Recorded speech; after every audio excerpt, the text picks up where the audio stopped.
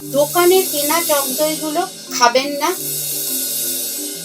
Oats, dahlia, quinoa এগুলো খাদ্য তালিকার মধ্যে রাখুন। ম্যাক্সিমাম 2 থেকে 3 কাপ চা খাবেন। Ice cream, chocolate, cake, pastry, cold drinks এইগুলো কিন্তু অ্যাভয়েড করবেন।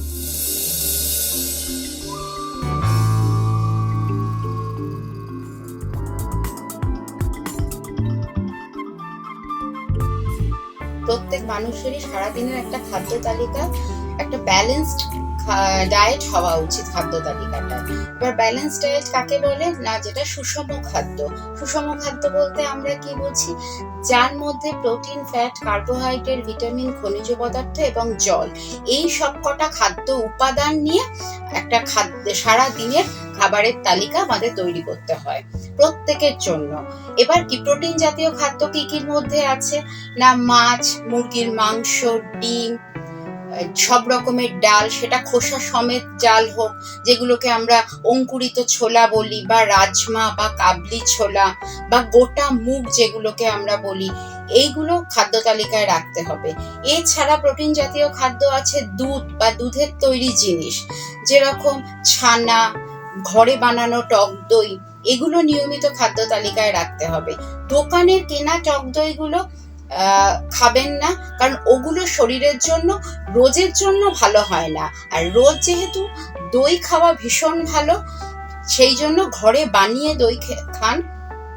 ছানা রাখুন, দুধ রাখুন, এছাড়া সয়াবিন রাখুন বা টোফু রাখতে পারেন। অনেক নিরামিষাশীরা থাকে যারা মাছ, ডিম, মাংস খান না, তারা সয়াবিন, টোফু এগুলো খাদ্য তালিকায় রাখতে পারেন।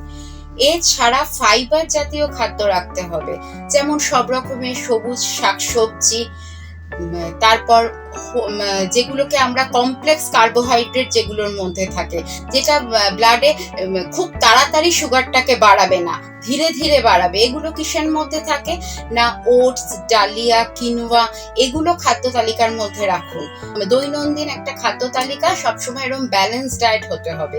এছাড়া ফল রাখুন, ফ্রেশ ফ্রুটস অ্যান্ড ভেজিটেবলস, কিন্তু সেটা চিবিয়ে খেতে হবে, কোনো ফলই রস করে খাওয়া যাবে না। যদি মুসাম্বি, কমলা লেবু খান সেটাও চিবিয়ে খাবেন। আর যেই ফলগুলো দেখবেন যে খোসা সমেত খাওয়া যায়, যেমন আপেল হোক বা নাশপাতি হোক, এগুলো চেষ্টা করবেন খোসা সমেত খেতে, কারণ খোসাটার মধ্যেই থাকে ফাইবার, সেটাই হচ্ছে শরীরের জন্য ভীষণ দরকারি। এছাড়া ইয়েলো, অরেঞ্জ ভেজিটেবলস, ফ্রুটস নিয়মিত খাদ্য তালিকায় রাখুন। সেগুলো হচ্ছে কি কি হতে পারে না, গাজর, পাকা পেঁপে, পাকা কুমড়ো, টমেটো, তারপর বেগুন, বিট, হ্যাঁ, লেটুস পাতা, তারপর হচ্ছে ব্রকলি, এগুলো রোজকার ডায়েটে রাখুন।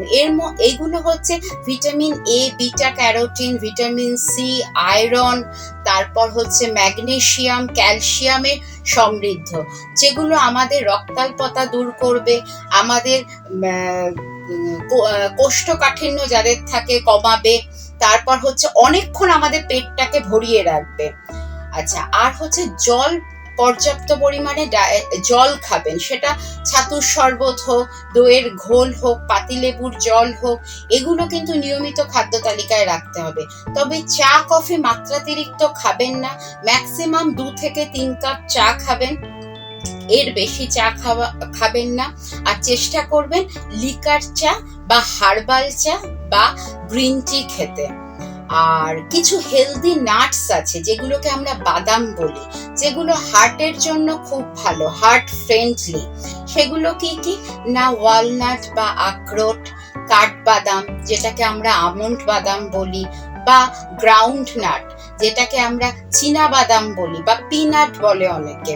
এই নাটসগুলো ভীষণভাবে ওমেগা 3 সমৃদ্ধ প্রোটিন আছে, তাই এগুলো হার্টের জন্য খুব ভালো, এগুলো নিয়মিত খাদ্য তালিকায় রাখুন। আর মিষ্টি যেগুলো সিম্পল সুগার, যেমন চিনি, গুড়, মধু, হ্যাঁ, বা মিষ্টি জাতীয় জিনিস, ice cream, chocolate, cake, pastry, cold drinks, এইগুলো কিন্তু অ্যাভয়েড করবেন। আশা করছি এই নিয়মগুলো যদি মেনে চলেন, আপনি ভালো থাকবেন, সুস্থ থাকবেন। লাইক ও সাবস্ক্রাইব করার পাশাপাশি বেল আইকনটি প্রেস করতে ভুলবেন না। ওয়েল টক, টকিং ওয়েলনেস।